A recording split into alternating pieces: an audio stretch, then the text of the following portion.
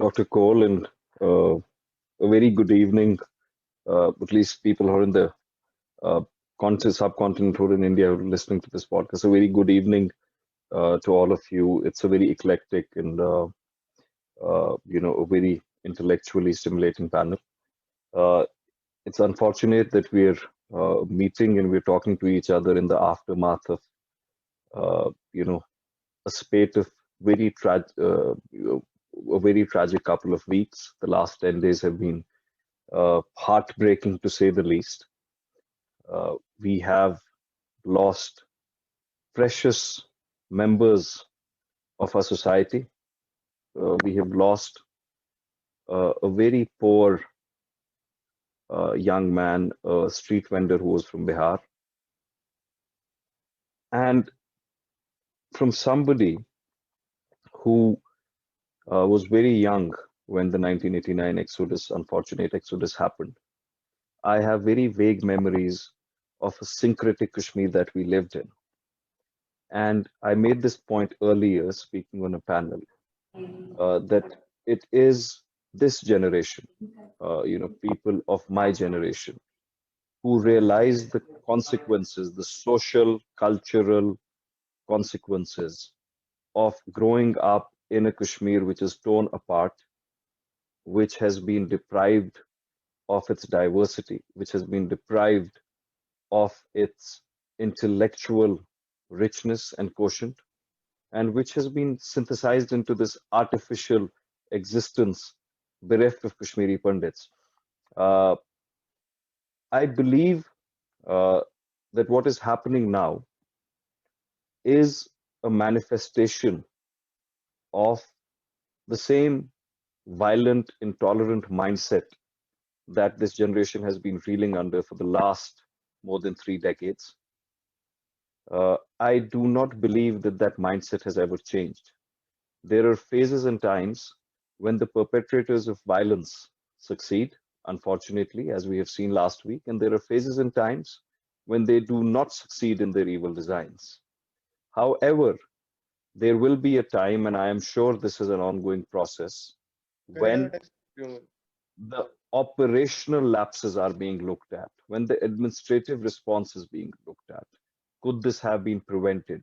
How is this thing to be combated on the ground? How will this be managed? How will the challenges be, responded to by law and order and military mechanisms? But I believe earnestly and very resolutely that the most important deterrent has to come from the majority community in Kashmir. My generation of Kashmiris has grown up with these questions over the last 30 years. Was enough done in 1989? Could we have done more? Uh, could the administration have done more back then? Could we as a society have done more? How do we ensure that the tragedy and the wound of 1989 is not re-inflicted on our society? I have said this unequivocally on every single platform, and I will continue to say this, that anybody who targets our civilians, who targets our minorities, who targets people for political affiliations, who targets people for their political or religious views, should not be referred to by any other identity other than that of a terrorist. The primary objective of these tragic incidents is to terrorize the people of Kashmir, to make them surrender in silence to a very intolerant mindset, a mindset which does not allow for political uh, views contrarian to theirs, a mindset which does not understand the beauty and richness of a culturally and ethnically diverse society. And we have to combat them. And I'm sure the administration will look at why this has happened and why this should have been prevented. But on both sides of the debate, on both sides of the narrative, we have to understand that there can be no political nuance. I am a politician. I wear that identity with great pride. I believe politics is a very effective medium to effect change, social, economic, and change of all kinds that would improve the lives of ordinary men and women. But I do believe that when we discuss our societal response to terrorism, there should be no political nuance, there should be no political statements, there should be no ifs and buts. Our condemnations should be unequivocal and resolute.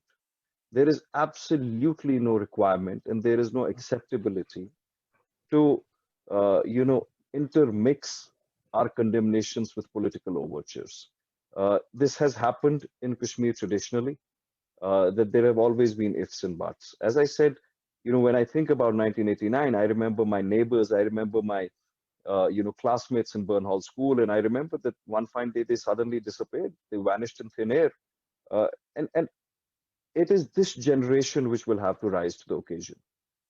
It is this generation of Kashmiri Muslims and Kashmiri Pandits who will have to unite and understand that our identity, that our worth as Kashmiris depends on the fact that we need to coexist.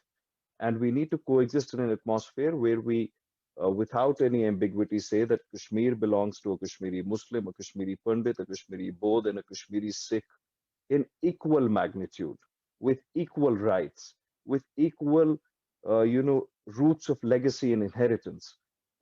I do believe that these incidents, unfortunately, both for internal reasons and the external uh, happenings, the geopolitical happenings in the subcontinent, we might unfortunately see a rise in such incidents. And there is only so much that the law and order machinery can do to prevent uh, a terrorist from, uh, inflicting such tragedies on our society, because this is not an open warfare where conventional warfare mechanisms work.